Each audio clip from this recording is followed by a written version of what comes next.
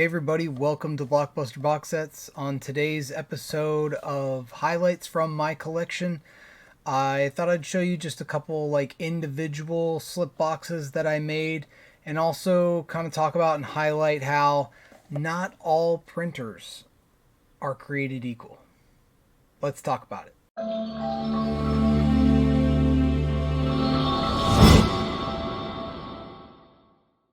A while ago, Brian from Last Movie Standing did a video where he was highlighting, I believe it was Arrow Video chunky boxes with the slip covers and stuff on it. And he was highlighting how there was a stark contrast between the color vibrancy. It really wasn't a matter of like print quality or resolution, but it was with like color vibrancy between the what was the slipcover and then what was on the box itself. So I kind of wanted to highlight that a little bit on my channel when it comes to the physical media packaging and the stuff that I make and the experiences that I've gained in seeing how different types of printers and different types of technology produce different things. And I think this may answer why some of the Arrow Video color differences between like the slipcover and then the box itself. So I thought we'd get into that just lightly. We're not going to get buried in tech specs or anything like that, but just as a conversation so that you have a better understanding as well. And then also I wanted to show you like some more Halloween spooky titles that I've made in the past. All right, so let's talk about the color vibrancy or how an image comes across depending on what type of it really it can make a huge difference depending on what type of paper you're using. Obviously there's we all know there's glossy and there's matte, but there's coated and non-coated. There's different various levels of thickness. There's cardstock, which has a different kind of texture. There's sticker paper that has a completely different kind of texture. Paper is that's one thing that I've learned a lot about, especially when you're doing a hobby like this, is through trial and error and discovery and self-educating, you learn what kind of results you get from various types of materials. And when it comes to paper, your end result can vary widely. But I just wanted to kind of show, I have three things here of the same poster, and I wanted to show you how different kinds of printers and different kinds of technologies and how you manipulate a photo can show you a dramatic difference in how things turn out. So a good example of this would be I have the Screen Factory Candyman. So this is their slipcover. And then you can see even with between their slipcover and their own like insert case, which is two different kinds of paper, you get two different kinds of results. There's definitely like vibrancy difference in those, right? Then I have a slip box that I had manufactured using one kind of printer, and then a slip box that I made on my own printer.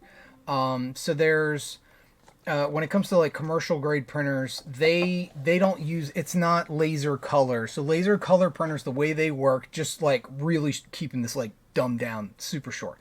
Laser color printers are like little mini easy bake ovens. So you have your toner, which is just powder and plastics, dust basically, and it feeds onto a belt. Basically, your paper just goes over it, gets the image, and then it goes through the easy bake oven where it cooks and basically bakes the powder slash toner onto the paper, and that's how you get your image. Okay, that's like the super simple dumbed down. I told you we're not going to get lost in tech specs today. All right, now there's other kinds of printers. There's inkjet. Then there's when you really get into like the commercial grade mass production type printing, they aren't using toners like that. They're using like paints, like a different kind of ink. that gives it way more of a permanent look to it. It's kind of hard to describe, but I'll show you. So this is a slip box. Again, this isn't for sale, but this is just for my collection, but this is for demonstration purposes. So this is a slip box that was manufactured. Okay. Now we can see even from like different kind of paper, you know, and how they manipulate the photo a little bit. You can see a difference, obviously, in color vibrancy and brightness, right? Even this one, a little bit different, still a little more darker, right? Well, then there's what I printed on my own, which is a laser color printer. And for those of you that are wondering and asking, I print off of a Xerox VersaLink C7000 laser color printer. So that's it's going to give you this kind of results, right? So you can see the difference between the two. Different kind of technology, different, you know, like this, I can tell you right now, the machine they printed this on is way more expensive than you know, what I printed on with this. And my printer's not cheap. That's like an $1,800 to $2,000 printer. So you can see you get a massive difference with that. And I think that's kind of what's going on with Aero is you are having, my best guess would be you're having two different manufacturers making these. For all I know, like Aero could be making the slipcover part in-house on a laser color printer, and then you could be having you know, an outsourced manufacturer producing the box and wrapping it for them, and that's what's giving you even though it's the same artwork, it's giving you completely different results and how it looks and how it turns out. You know, and then this is original artwork that I paid and had licensed from an artist. So this is what the commercial grade mass produced kind of printer would produce, and then this is what my printer produces. Now I will tell you that this one is much closer to what the original image looked like. With that, and then even like your black levels can be slightly different with that. But just thought I'd show you guys that for any of you out there that may have seen Brian's video and was wondering. I think that's what's going on. I think you have two different technologies, basically two different types of printers producing these items, and that's giving you the very stark contrast in how these images are turning out. All right, now that we got that little you know, technical explanation out of the way, let's get to the good stuff. Obviously I just showed you Candyman. That was something that I had made a while ago, and then I used the printer before I had this new one was like an HP. I can't remember exactly what it was. It wasn't a cheap printer, but it wasn't giving me the clarity and the vibrancy that I wanted with that. So, you know, like I've ended up having to like come back and redo some things that I made in the past for myself because I got the fancy new toy kind of thing. You're like, oh, this is so much better. Let me go back and fix some of these things. So that's what I've been doing for a good bit of my collection is I've been going back and redoing stuff for myself. But I wanted to show you 4 specific titles that I've had, you know, that I've made for myself. Again, these aren't for sale, so you know, it's highlights from my collection. So the first one being Pumpkinhead. Now this is the original poster art, and let me tell you, it was I had to do a little bit of work to make that as good looking as it is. It was very difficult to find a good, clean, high-res image. In fact, there's like 3 different parts to this. So there's this image, and then I had to recreate this and this to get it to work. And then on the back, I repurposed artwork is the best way to put that. Where I took an image of, I cropped it, and then I completely changed the color, gambit of what it is. So I thought that turned out pretty good, and I wanted it to be more like yellow because of these pumpkin heads. So and then also I wanted to kind of go along with the steelbook color with that. So that's why I went with that. So that's Pumpkinhead.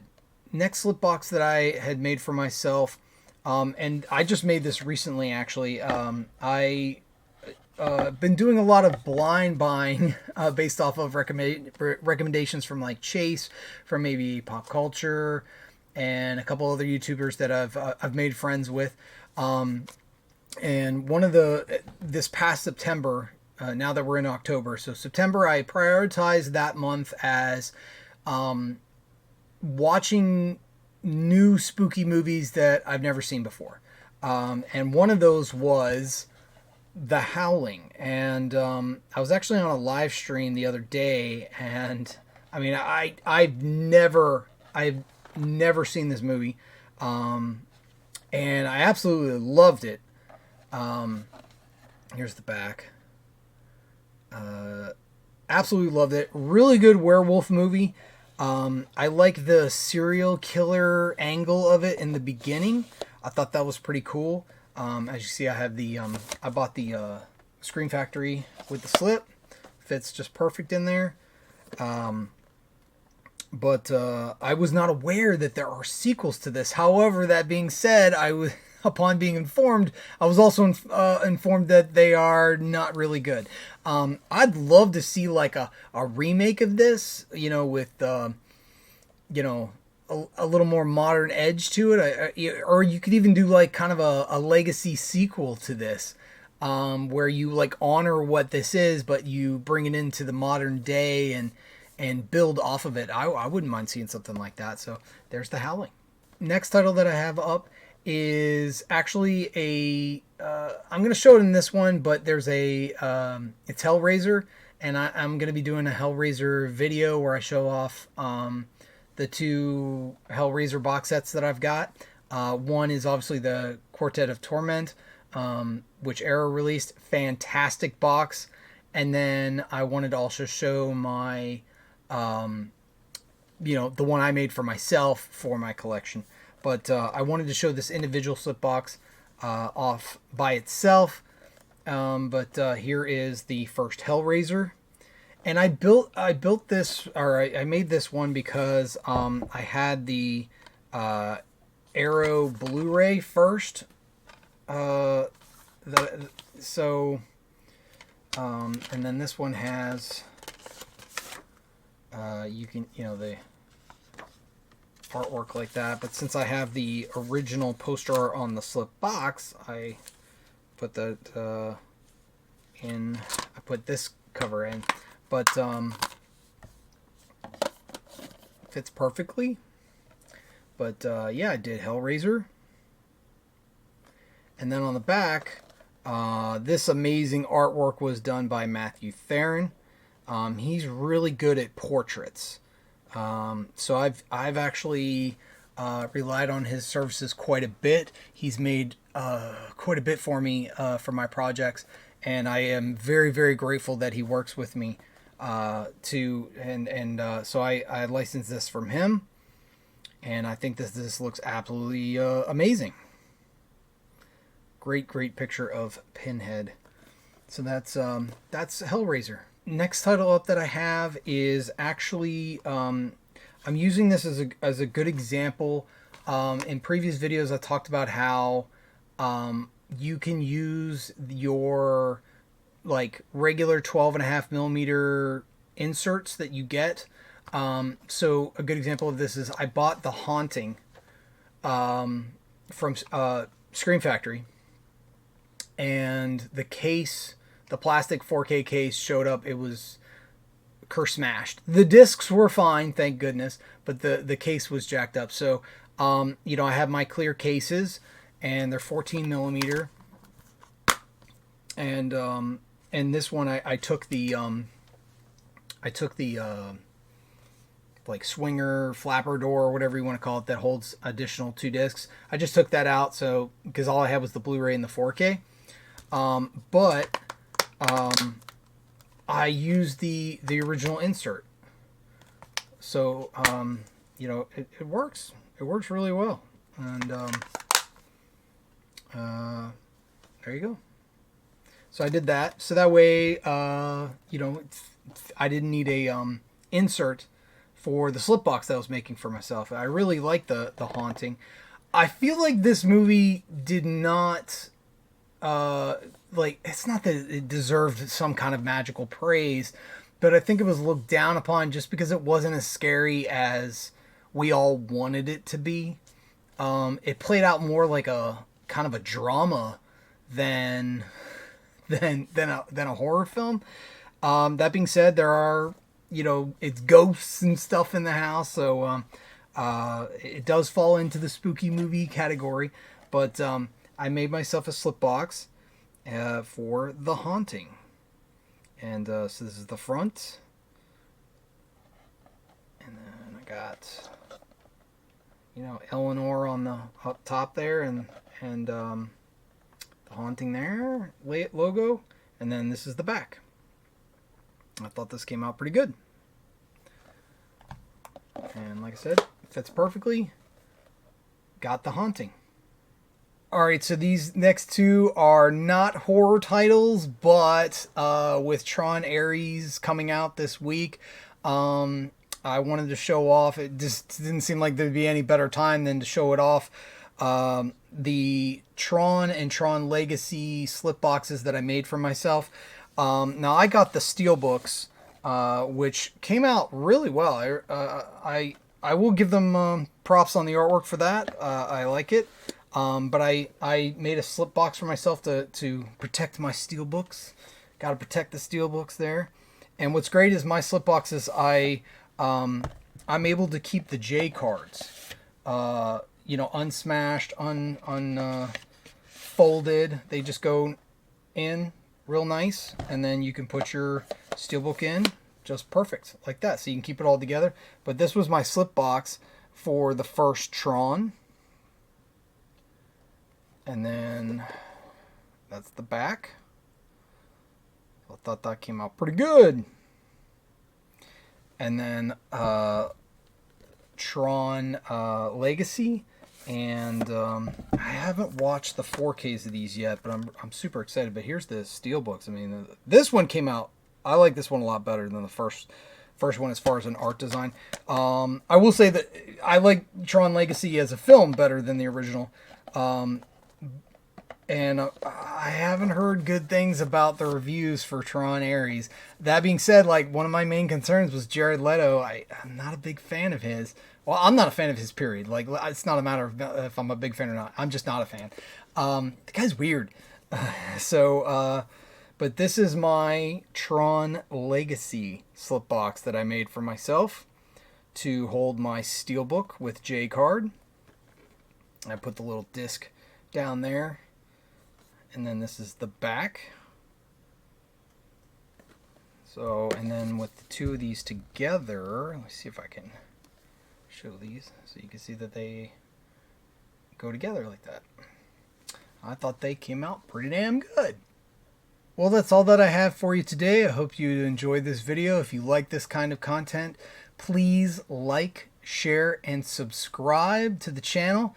I'll catch you guys next time.